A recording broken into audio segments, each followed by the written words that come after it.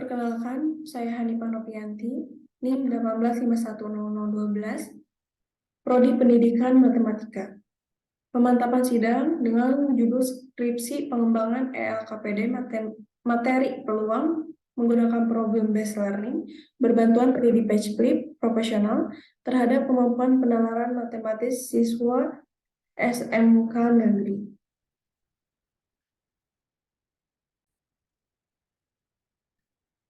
Bahasan yang pertama mengenai latar belakang, tujuan penelitian, metode penelitian, hasil penelitian, pembahasan, dan yang terakhir ada kesimpulan. Latar belakang masalah yang pertama mengenai peranan iptek dan peranan matematika. Pengembangan ilmu pengetahuan dan teknologi iptek dapat menstimulasi setiap individu untuk memanfaatkan dan mengoptimalkan potensi diri yang dimilikinya. Dalam dunia pendidikan, siswa harus melalui proses belajar untuk mengembangkan seluruh potensi diri, baik secara kognitif, afektif, dan psikomotorik. Oleh karena itu, teknologi memiliki peranan yang sangat penting dalam perkembangan pendidikan di era industri 4.0, yaitu dalam adanya media digital yang dapat membantu proses pembelajaran yang lebih efektif. Lalu ada peranan matematika. Matematika memiliki kontribusi yang cukup besar dalam perkembangan dan penerapan matematika dan disiplin ilmu lainnya. Dan sangat sulit bagi seseorang untuk hidup di belahan dunia manapun tanpa sedikit pun memanfaatkan matematika dalam kehidupan sehari-hari. Oleh karena itu, kecakapan matematika sangat krusial bagi siswa untuk dipupuk sejak dini, terutama untuk menghadapi tatanan abad 21 yang erat kaitannya dengan persaingan global yang semakin kompetitif.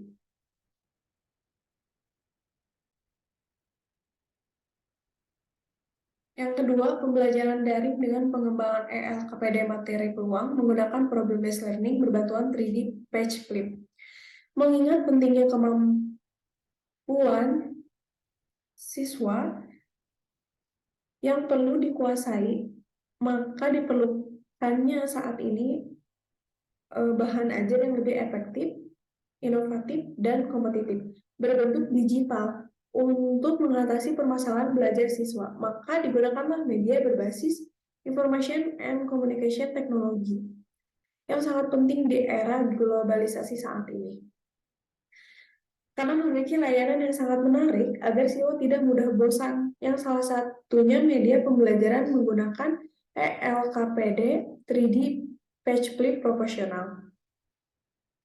Mengapa pentingnya ELKPD di era industri seperti ini? Dikarenakan pembelajaran daring dengan adanya virus COVID-19 ini, pentingnya ELKPD 3D Page Flip profesional dapat mempermudah dan mempersempit ruang dan waktu sehingga pembelajaran menjadi lebih efektif. Selain itu, mempengaruhi keberhasilan siswa dalam pembelajaran abad 21. Selain penggunaan ELKPD berbasis 3D Page Flip yang inovatif, diperlukan model pembelajaran yang sesuai dengan kondisi kebutuhan peserta didik saat ini. Suatu pembelajaran yang menjadikan siswa sebagai aktor utama dalam proses pembelajaran, bukan sebagai subjek yang hanya menerima pemberian dari guru. Salah satu model pembelajaran yang diduga memenuhi karakter tersebut adalah model problem-based learning.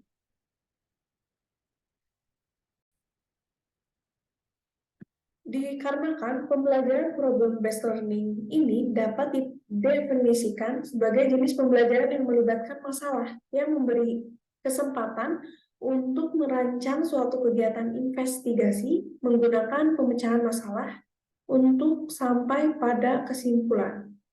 Dengan demikian, peserta didik akan lebih mudah untuk menyelesaikan permasalahan. Lalu yang ketiga ada permasalahan dalam pembelajaran daring. Permasalahannya yaitu yang pertama, siswa dari lokasi, lingkungan, terus ada beberapa siswa yang tidak memiliki koneksi internet, lalu handphone, dan sebagainya.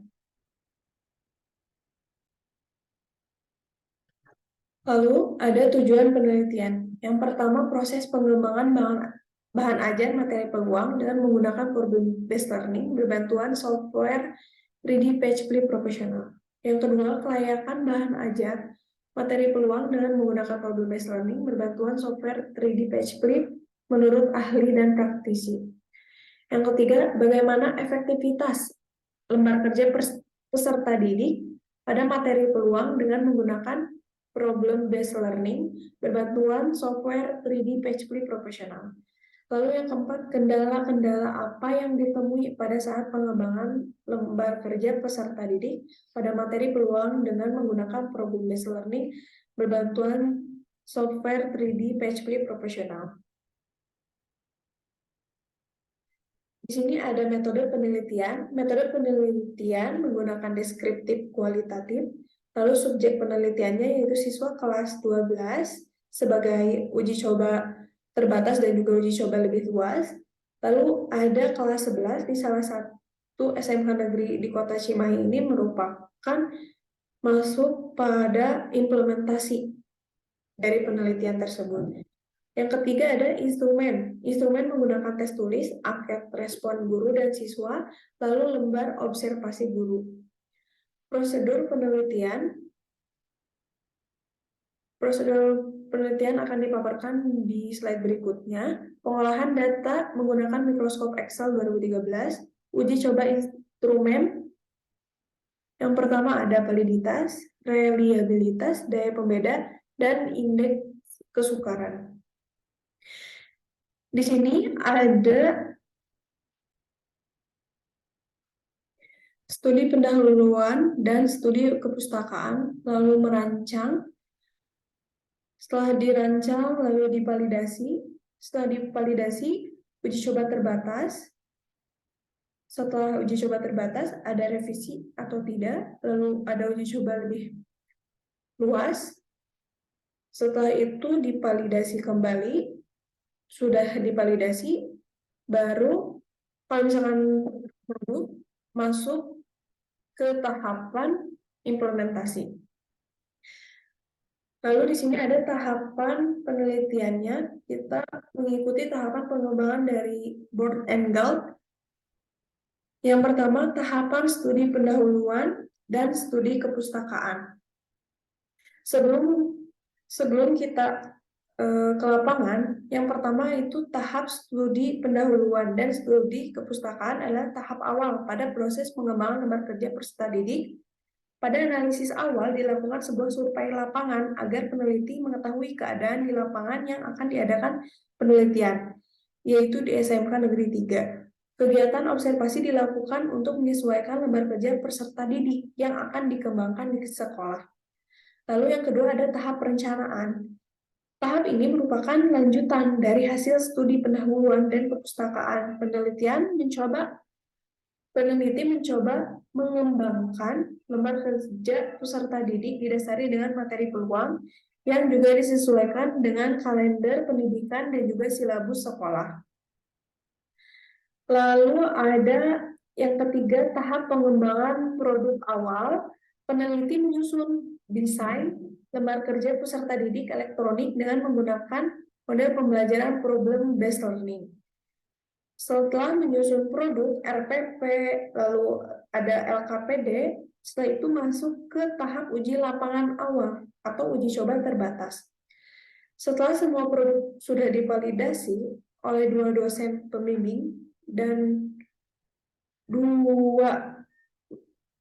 dua guru matematika, maka tahap selanjutnya yaitu tahap uji coba lapangan.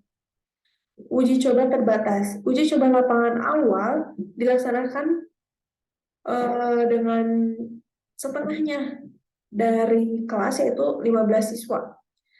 Setelah itu ada tahap revisi produk awal.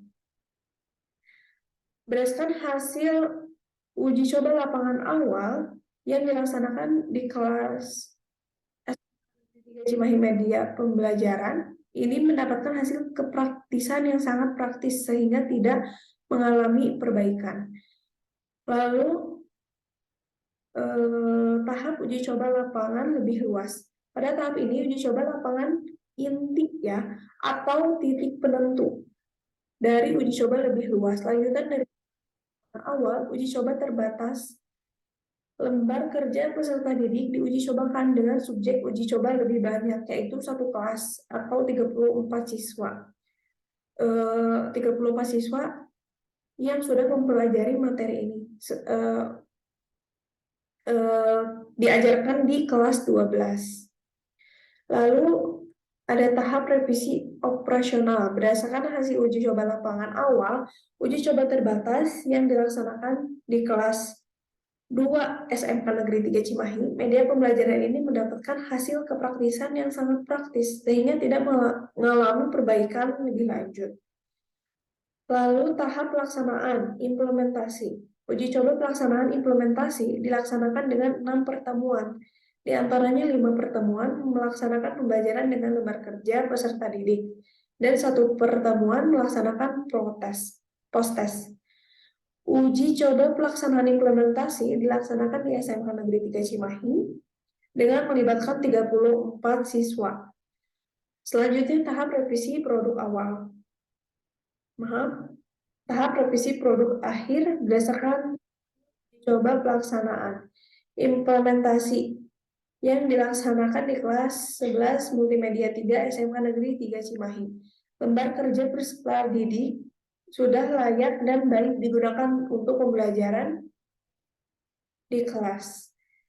Lalu yang terakhir ada tahap mendefinisikan produk lembar kerja peserta didik pada materi peluang dengan based learning sudah dapat disebarluaskan atau digunakan guru untuk kegiatan belajar mengajar. Hasil dan pembahasan dari Sinta Problem Based Learning penelitian. Yang pertama yaitu orientasi siswa pada masalah. Pada bagian ini, siswa dihadapkan dengan permasalahan yang seringkali terjadi di kehidupan sehari-hari.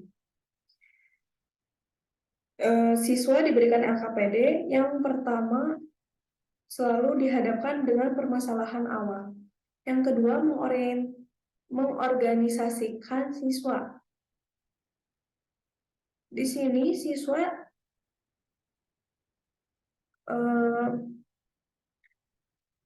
guru mengarahkan siswa untuk menonton video pembelajaran yang sudah disediakan di platform YouTube. Selain itu, siswa diarahkan untuk mencari referensinya.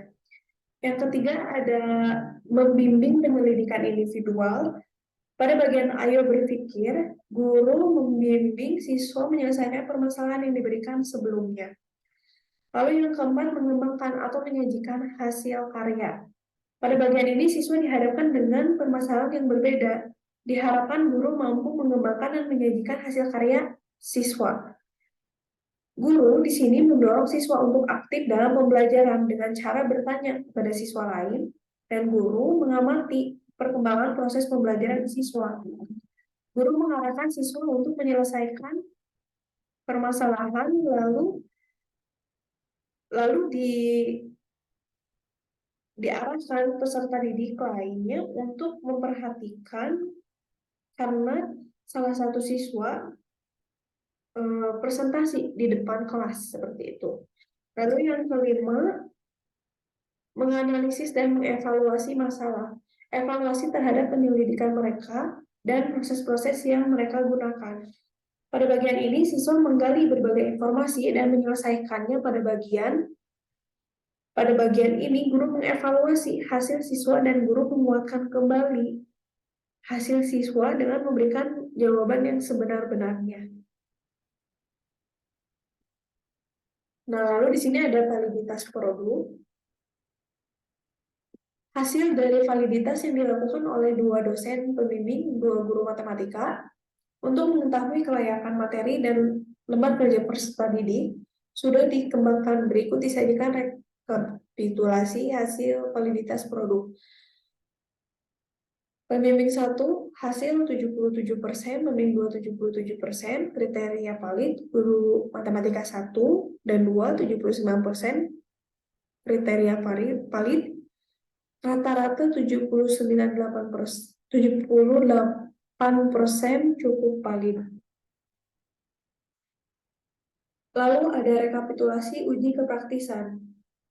Indikator pertama, keterbacaan 90% sangat praktis, kebahasaan 90% sangat praktis, tampilan 95% sangat praktis, penggunaan 87% sangat praktis. Rata-rata 90% sangat praktis. Dapat dilihat bahwa persentase keterbacaan sebesar 90% praktis dan rata-rata yang diperoleh dari keempat indikator tersebut sebesar 90% dengan kriteria praktis. Hasil post-test uji produk. Hasil rata-rata nilai siswa 80, nilai terendah 64, nilai tertinggi 97, jumlah siswa yang tuntas 27 orang, jumlah siswa yang tidak tuntas 6 orang, persentase ketuntasan 81,8%, persentase yang tidak tuntas 18%. Kesimpulan berdasarkan uraian pada hasil penelitian dan pembahasan diperoleh kesimpulan sebagai berikut. Proses pengembangan lembaga kerja peserta didik pada materi peluang dengan menggunakan model problem-based learning berjalan dengan baik dengan 10 tahapan, yaitu tahap studi pendahuluan, kepustakaan, tahap perencanaan, tahap pengembangan produk awal, tahap uji coba produk awal terbatas, revisi, tahap uji coba lebih luas, revisi produk, lalu tahap pelaksanaan implementasi, tahap revisi produk akhir, dan tahap diseminasikan produk. Lalu yang kedua, kelayakan lembar kerja peserta didik pada materi peluang dengan menggunakan model problem-based learning dilihat dari aspek kevalidan lembar kerja peserta didik yang dikembangkan memperoleh kriteria valid dan dapat digunakan.